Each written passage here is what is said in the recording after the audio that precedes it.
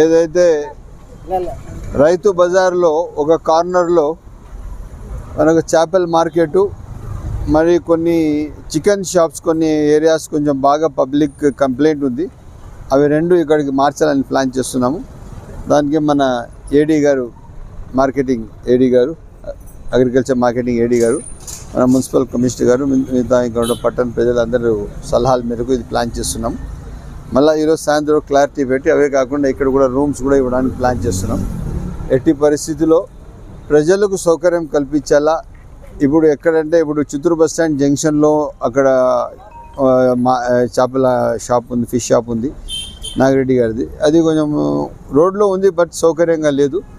Traffic కూడా inconvenience ఉంది. దానికి ఒక కార్నర్ ఇచ్చి వాళ్ళకి సౌకర్యం కల్పిస్తూ వ్యాపారం కూడా జరిగేటట్టు చూస్తామని చెప్పి పూర్తి స్థాయిగా ఒక ఆలోచనలో ఉన్నాము.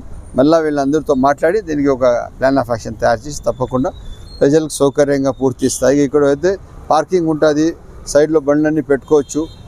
పూర్తి స్థాయిగా వాళ్ళు వచ్చి వాళ్ళ ఫ్యామిలీతో వచ్చి ఇక్కడ వెజిటేబుల్ షాపింగ్, ఇంకా నాన్ వెజ్ తీసుకొని పక్కకు వెళ్ళిపోతారు. ఆ విధంగా అదే ఇప్పుడు మన జిల్లా కలెక్టర్ గారు, జాయింట్ కలెక్టర్ గారు ఇద్దరు వాళ్ళ నోటీస్ కూడా తీసుకువెళ్తాం ఇష్యూ.